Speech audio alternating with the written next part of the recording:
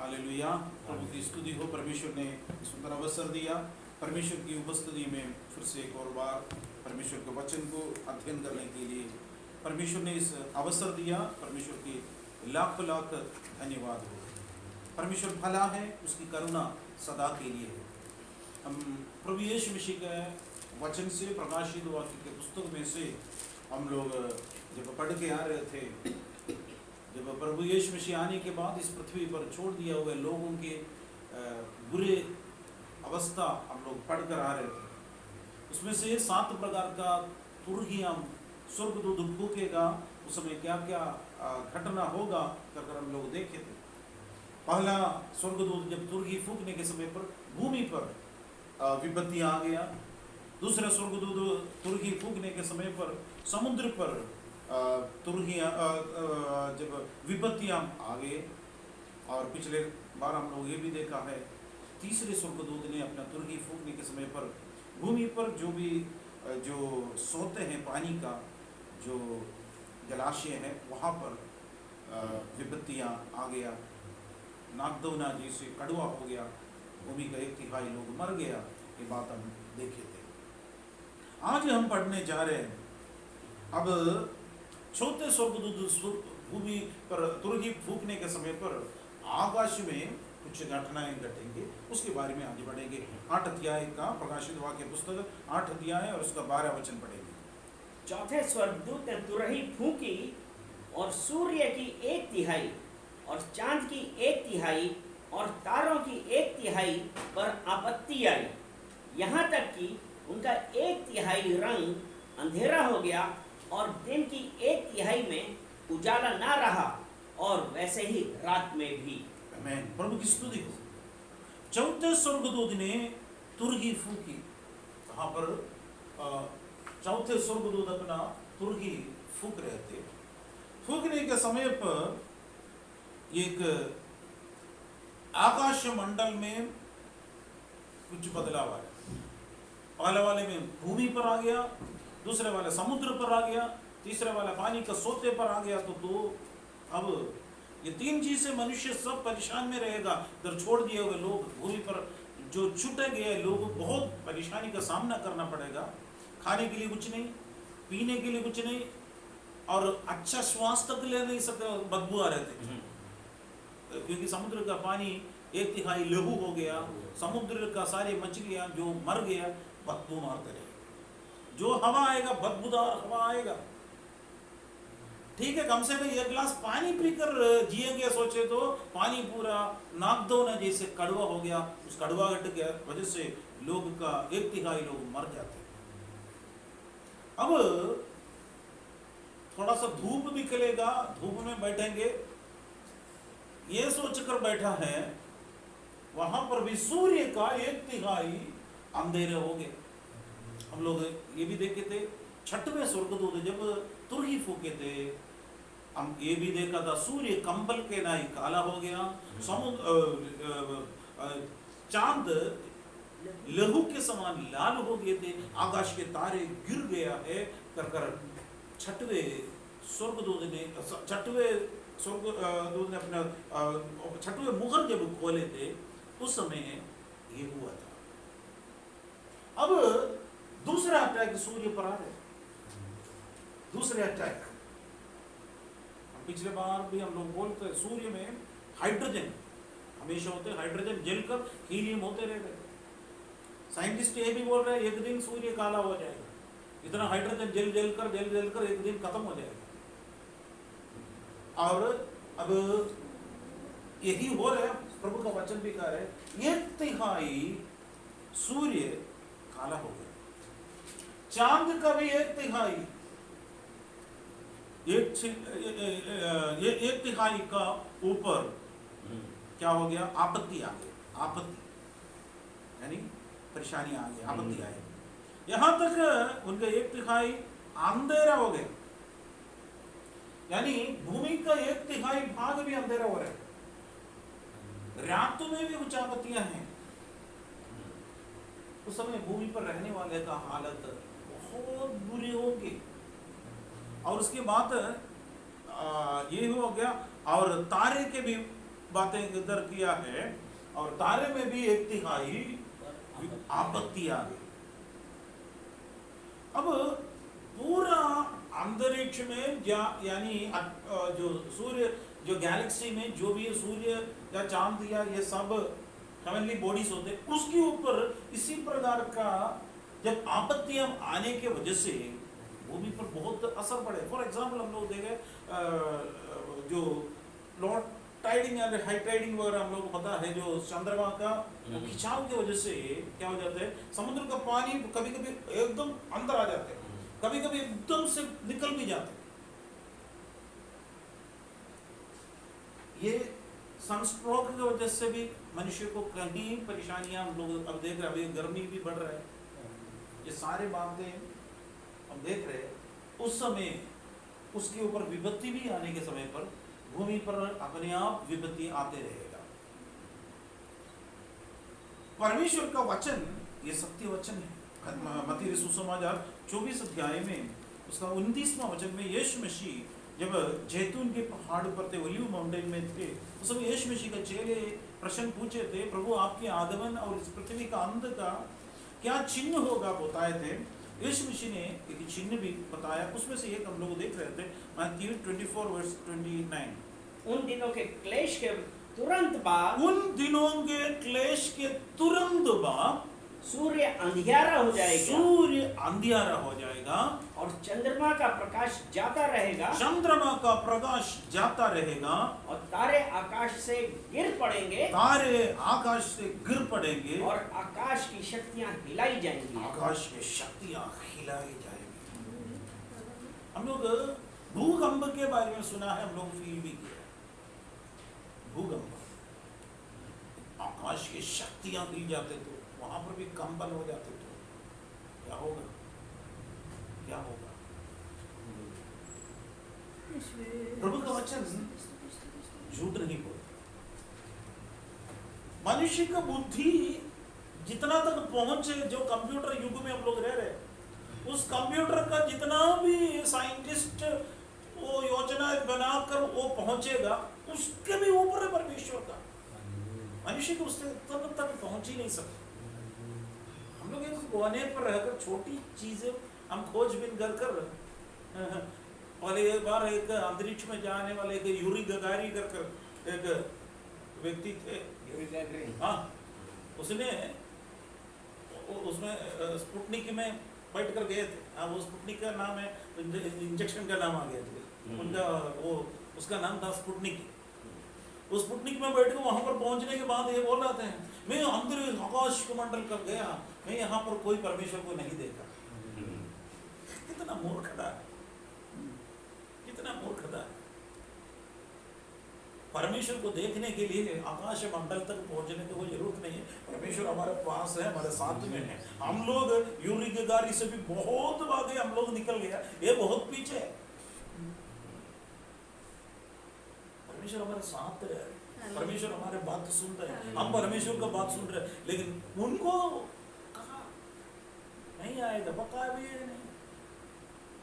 प्रभु का वचन में कह रहे थे, मूर्ख अपने मन में कहते हैं। भजन संगीता 23:1 और 14:1 में यही लिखा था। मूर्ख 53:1 और 53:1 और 14:1 इसमें यही लिखा था, मूर्ख ने अपने मन से कहते परमेश्वर यही नहीं है। तो बाइबल कह रहे थे, किसी को मूर्ख बुलाते तो अग्नि नंद का ये होगा, लेकिन प्रभु एक व्यक्ति को मूर्ख बोल रहा है, वो एक कहते तो क्या है, परमेश्वर है नहीं है बोलने वाले को मूर्ख बोल रहा है।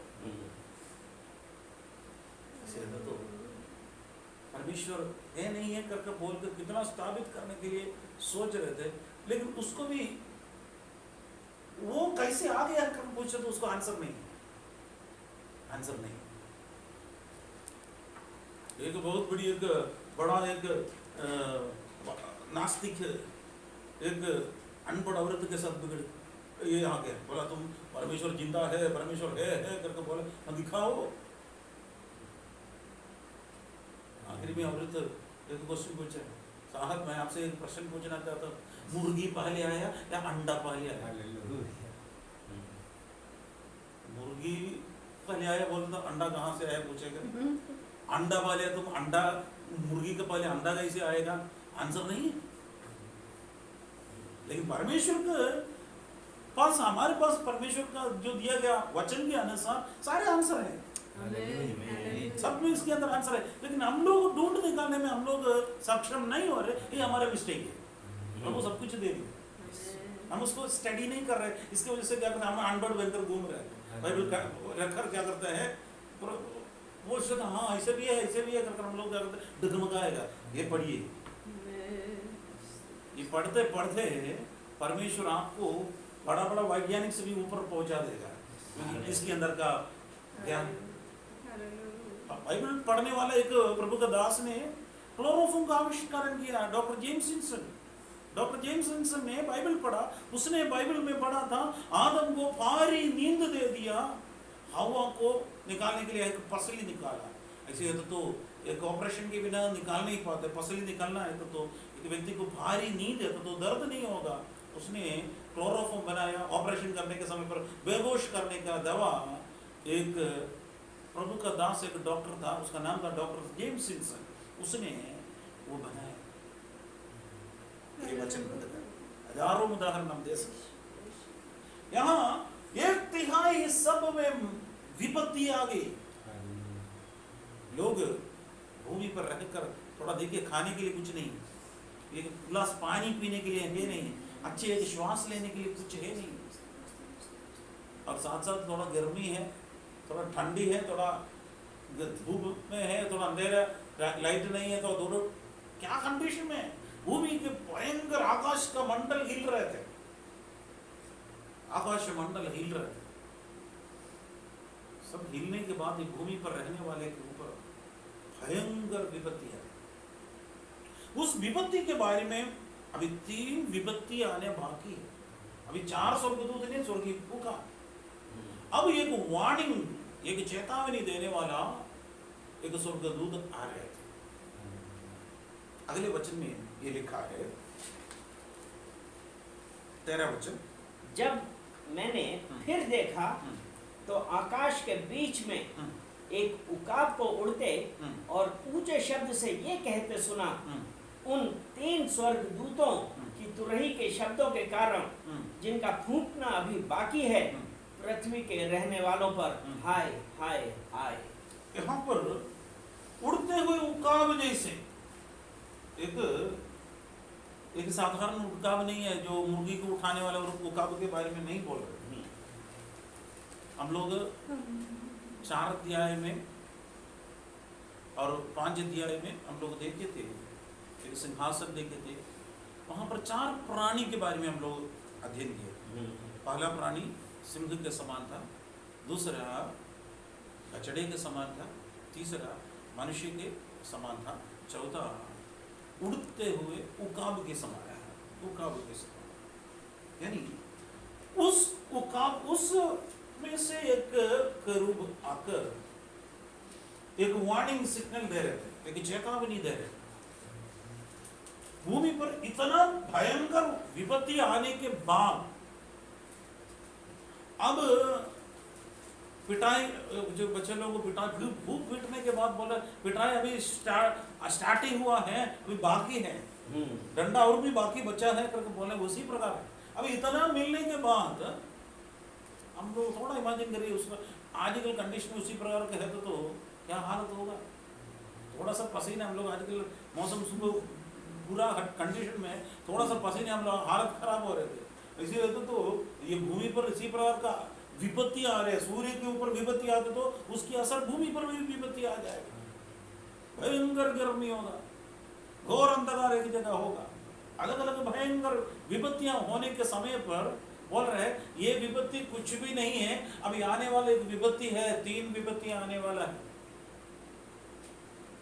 उसके बारे में इधर लिखा है, जब मैं फिर देखा तो आकाश के बीच में उकाब, एक उकाब को उड़ते, हाँ, और ऊंचे शब्द से यह कहते सुना, उकाब को उड़ते ऊंचे शब्द से ये कहने सुना, उन 3 स्वर्गदूतों की तुरही, हाँ, के शब्दों के कारण, उन 3 स्वर्गदूतों के तुरही के शब्दों के कारण, जिनका फूंकना अभी बाकी है, जिनका फूंकना अभी बाकी है, पृथ्वी के रहने वालों पर हाय हाय, पृथ्वी पर रहने वालों पर हाय हाय हाय। इंग्लिश में वो करके लिखा है, यानी वो शब्द यही होता है, भयंकर एक खतरनाक बात होने वाला है, उस समय एक एक्सप्रेशन कर रहे हैं, उनके ऊपर भयंकर एक विपत्ति आ रही है। हाय, हम एक्सप्लेन नहीं कर सकते, हम विवरण नहीं कर सकते। उसी प्रकार का भयंकर एक घटना भूमि पर आने वाला है।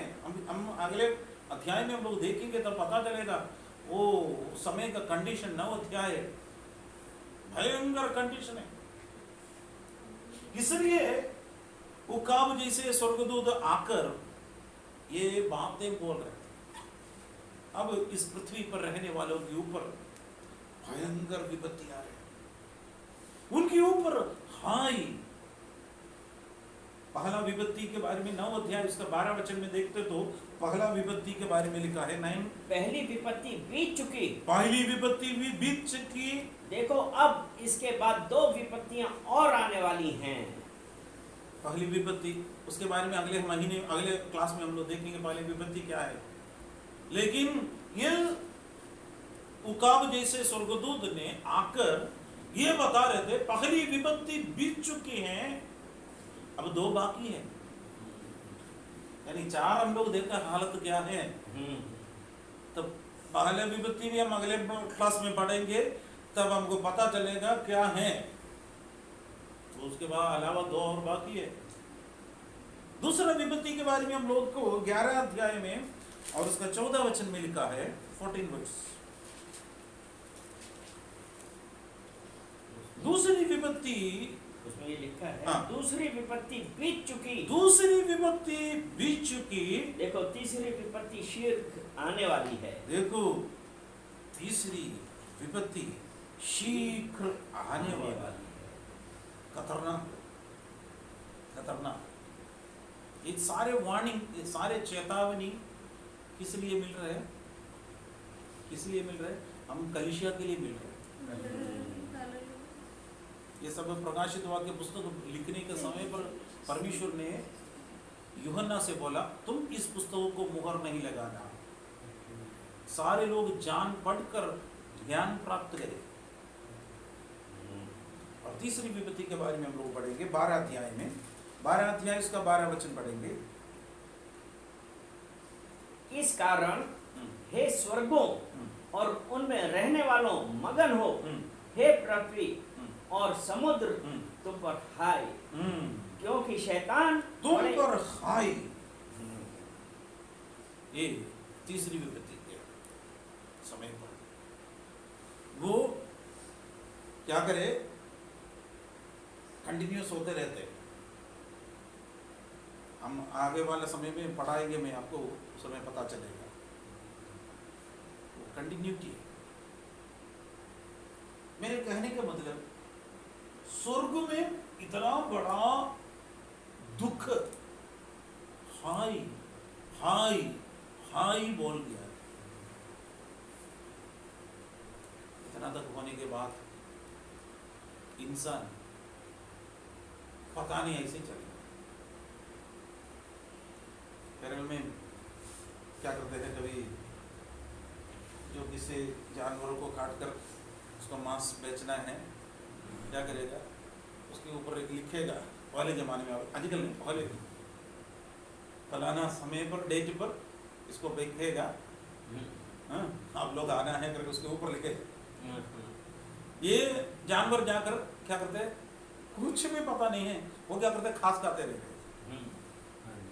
उसके ऊपर डेथ वारंट लिखा है, फिर भी खास कर सारे मनुष्य वर्ग के ऊपर इसी प्रकार का डेथ वारंट आ गया, फिर भी मनुष्य संसार के पीछे जाकर संसारिकता के लिए उसमें भ्रष्ट हो रहे, उसके नष्ट हो रहे। इसमें से बचने के लिए उपाय प्रभु यीशु मसीह ने बताया, लेकिन उस उपाय कोई अपनाना नहीं चाहता। एक ही उपाय है, यीशु के पास आओ। ये सब परिश्रम करने वालों, बोझ से दबे हुए लोगों, मेरे पास आओ, मैं तुम्हें विश्राम दूंगा। इसी मेथड प्रभु यीशु मसीह ने बताया। प्रभु का वचन कहते तुम्हारा पाप कितना भी लाल हो, मैं उसको हिम जैसे श्वेत करूंगा करके बोला। हम यीशु के पास आने के लिए पसंद नहीं कर रहे, क्योंकि संसार बहुत अच्छा लग रहा है। जो सूअर को देखा होगा, कितना भी नहलाओ, जब पेड़ साबुन से नहलाओ, स्प्रे मारो, उसको अच्छे बिस्तर पर सुलाओ, लेकिन पास में कोई कीचड़ है तो उसको बिस्तर में बिल्कुल पसंद नहीं आया। उसमें बिस्तर बहुत उसका बुरा लगता है, लेकिन सीधे देख रहे कितना मजा आ रहा है। कीचड़ थोड़ा दरवाजा खोलकर देखिएगा, भागेगा सीधे जाकर कीचड़ में जाकर आराम से हाथ पैर ऊपर कर कर मजा ले रहे। आज इंसान ऐसे ही पाप का मजा ले रहे, पाप का मजा ले रहे, लेकिन पाप का एक अंत होगा। पाप का मजदूरी मृत्यु है। संसारिकता में मनुष्य डूब रहे। आजकल लोग